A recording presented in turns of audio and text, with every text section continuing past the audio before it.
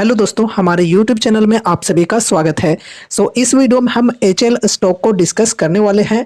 आज लगातार चौथे दिन इस स्टॉक के अंदर हमें गिरावटें देखने को मिली हैं।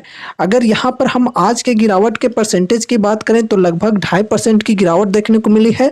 ओपन प्राइस की बात करें तो 4740 के प्राइस पर आज ये शेयर ओपन हुई थी। हाई के प्राइस की बात करें तो 4768 की रही है आज हाई। फिर काफ़ी ज़्यादा सेलिंग हुई स्टॉक के अंदर तो गिरकर लो लगाई है आज 4631 की।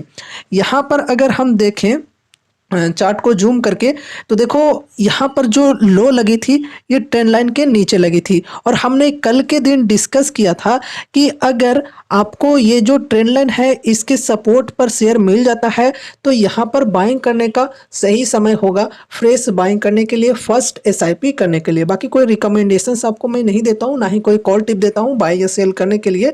जो भी चीज़ें करना है वो आपको अपने स्टडी, अपने एनालिसिस या फिर अपने फाइनेंशियल एडवाइजर से कंसल्ट करके ही करना है, ठीक है। तो चलो यहाँ पर देखो आज जो लो लगाई 4631 की, यहाँ से बाइंग भी हुई है काफ़ी ज़्यादा।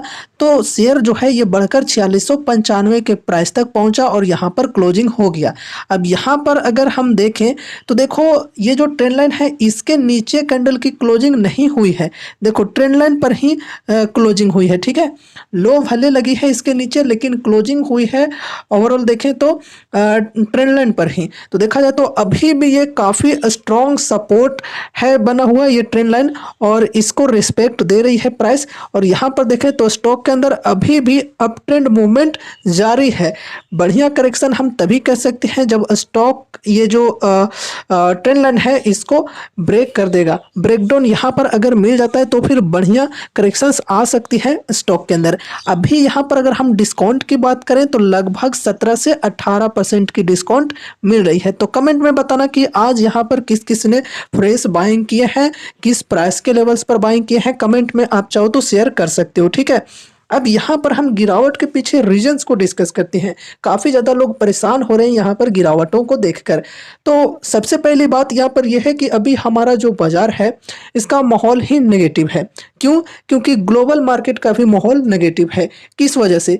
चाहे हम यहाँ पर अमेरिका के जॉबलेस वाली डेटा की बात करें या फिर इजराइल और हमास की फिर से प्रॉब्लम स्टार्ट हो गई है उसकी बात करें, तो इन रीजंस की वजह से जो ग्लोबल मार्केट्स है उनके अंदर काफ़ी ज़्यादा सेलिंग हमें देखने को मिल रहे हैं और उसका इफेक्ट हमारे बाजार के अंदर भी पड़ रहा है। अगर यहाँ पर हम इंडाइसेस की बात करें तो देखो निफ्टी 50 के अंदर -1.17% की गिरावट रही है। नेक्स्ट 50 के अंदर -1.3% की गिरावट। निफ्टी 100 -1.1% की गिरावट। फिर यहाँ पर मिड कैप 50, मिड कैप 100 की बात करें तो देखो -1.43% की गिरावट मिड कैप 50 के अंदर और मिड कैप 100 के अंदर -0.99% की गिरावट, यानी अप्रॉक्स 1% की गिरावट समझ सकते हैं। अगर यहाँ पर हम स्मॉल कैप 100 की बात करें तो इनके मुकाबले में यहाँ पर कम ही है, -0.79%। और यहाँ पर स्मॉल कैप 50 की बात करें तो यहाँ पर भी देखो -0.9%।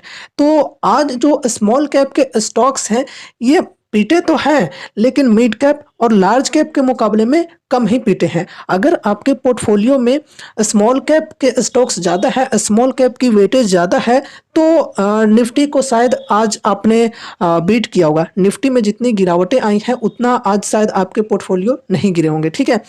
तो कमेंट में शेयर कर सकते हो ये भी अगर आप चाहो तो कि आपके पोर्टफोलियो ने आज कैसा परफॉर्म किया है। साथ ही साथ सेक्टोरल इंडेक्सेस की बात करें तो लगभग सभी सेक्टर्स के अंदर हमें गिरावटें देखने को मिली हैं। सिर्फ यहाँ पर कुछ सेक्टर्स को छोड़कर देखें तो जैसे यहाँ पर Nifty pharma, Nifty health care index की बात करें तो ये पॉजिटिविटी में हमें देखने को मिल रहे हैं। बाकी सभी इंडेक्सेस में काफ़ी ज़्यादा गिरावटें हमें देखने को मिली हैं आज के दिन, ठीक है।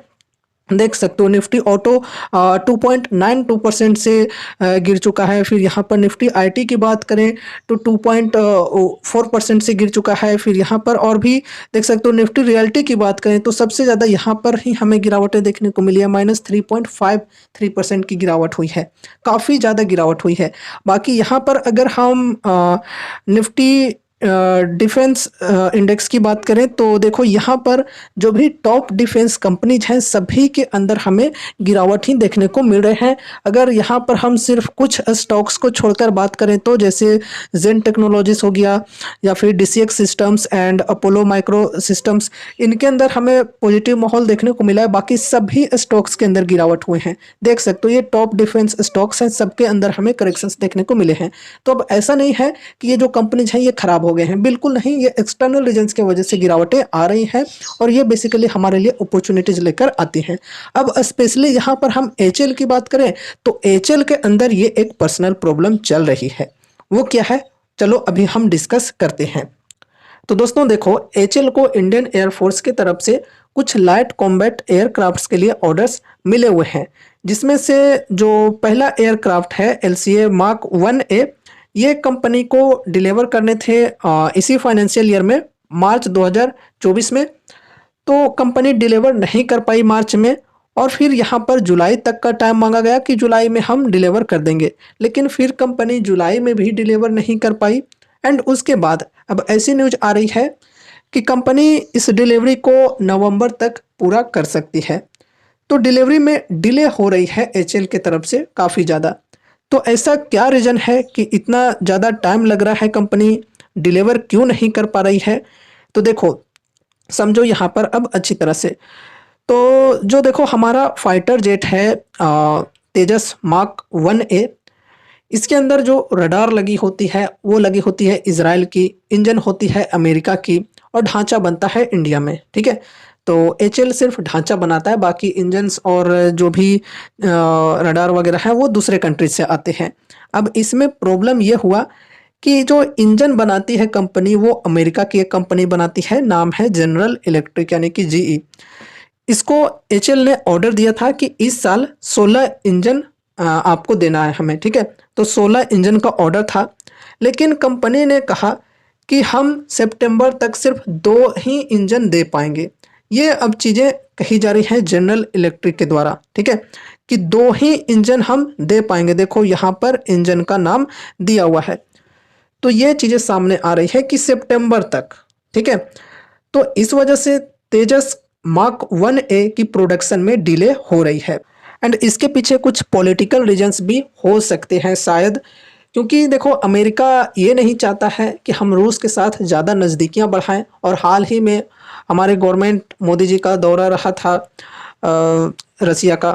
तो इस वजह से ये हो सकता है कि अमेरिका ने ये जो इंजन्स हैं इनको देने से मना कर दिया, ठीक है। अब देखो आगे चलकर अगर ट्रंप की सरकार बन जाती है अमेरिका में तो और भी ज़्यादा प्रॉब्लम्स हो सकते हैं। तो यहाँ पर अब हम आगे के लिए डिस्कस करते हैं, क्या अब ये जो कंपनी है अब कुछ नहीं कर पाएगी? देखो ऐसा नहीं है, ऐसा कुछ भी नहीं होने वाला है। ये सब जो प्रॉब्लम्स हैं ये टेम्पररी बेसिस पे रहते हैं। अब देखो एचएल की तरफ से इस चीज़ को लेकर क्या चीज़ें कही गई हैं। एचएल ने डिलीवरी शुरू करने के लिए जो यूज्ड इंजन्स होते हैं उनके साथ बैकअप प्लान शुरू किया है, ठीक है। ये जो प्लान है ये पहले से ही किया होता तो ज़्यादा बेटर होता, ठीक है। बैकअप प्लान पहले से लेकर चलना चाहिए। और डिपेंडेंसी अभी भी है इंडिया की डिफेंस सेक्टर के अंदर, देख सकते हो। फाइटर जेट तो हम कह सकते हैं कि इंडिजीनियस है हमारा, लेकिन उसके अंदर जो सामान यूज किए जा रहे हैं वो तो विदेशी यूज किए जा रहे हैं। अगर घर में बनाए जाते हैं तो और भी ज़्यादा बेटर होता, फिर इतनी ज़्यादा तामझाम करने की ज़रूरत ही नहीं होती, खर्चा भी कम ही होता, ठीक है। तो ये सारी चीज़ें हैं। अब देखते हैं एचएल किस प्रकार से कब तक डिलीवर कर देती है इस फाइटर जेट को। बाकी देखो कंपनी के अंदर खराबी कुछ नहीं आई है, ऐसा मत सोचना, ठीक है। देखो यही चीज़ें यहाँ पर बताई जा रही है। Engines for LCA mark 1 jets delayed, HL prepares backup plan with used engines to begin deliveries, ठीक है। तो देखो ये सारी न्यूज है, एंड ये न्यूज के वजह से हमें इनके स्टॉक प्राइस के अंदर थोड़ा सा प्रेशर देखने को मिल रहा है।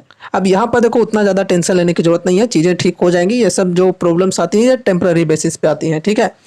एंड यहाँ पर अभी अगर हम चार्ट के अंदर देखें तो अभी हमारे लिए मौके मिल रहे हैं फ्रेश बाइंग के लिए, फर्स्ट इन्वेस्टमेंट के लिए, बल्क में बाइंग के लिए बिल्कुल भी नहीं। और भी ज़्यादा अगर करेक्शंस आती हैं तो और भी बढ़िया होगा, यहाँ पर हमें और भी अच्छे डिस्काउंट मिल पाएंगे। इस प्रकार की फंडामेंटली स्ट्रॉन्ग कंपनी के अंदर अगर अच्छे खासे डिस्काउंट मिलता है तो बढ़िया होता है, ठीक है। बाकी देखो कोई रिकमेंडेशंस या फिर एडवाइस नहीं है, ये आप लोग ध्यान में रखना। अगर नेक्स्ट डे यानी कि मंडे के दिन अगर करेक्शन जारी रही तो फिर ये जो गिरावट है ये 4500 तक जा सकती है, जो कि यहाँ पर देखो इस कैंडल की लो है। यहाँ पर लगभग 20% की डिस्काउंट मिल सकती है अगर यहाँ पर गिरावट आती है तो। लेकिन हो सके तो यहाँ से रिकवरी भी आ जाए, क्योंकि यहाँ पर ये सपोर्ट की लेवल है और इसके नीचे क्लोजिंग भी नहीं हुई है। लेकिन देखते हैं, 2 दिन का भी टाइम है, 2 दिन में कुछ भी ऐसी चीज़ें न्यूज वगैरह आ सकती है, तो उसके वजह से भी यहाँ पर गिरावटें हमें देखने को मिल सकते हैं। तो दोस्तों ये रही हमारी आज की वीडियो एचएल स्टॉक से रिलेटेड। उम्मीद है कि इस स्टॉक से रिलेटेड आपके जो भी क्वेरीज थे वो अब सॉल्व हो गए होंगे। अगर अभी भी कोई क्वेश्चन है, कोई डाउट्स हैं, तो कमेंट के माध्यम से आप हमसे पूछ सकते हो, ठीक है। और अगर आपको हमारी ये वीडियो पसंद आई तो इस वीडियो को लाइक करके चैनल को सब्सक्राइब जरूर से कर लेना, और मिलते हैं अगले नए वीडियोज़ के साथ। तब तक के लिए बाय बाय।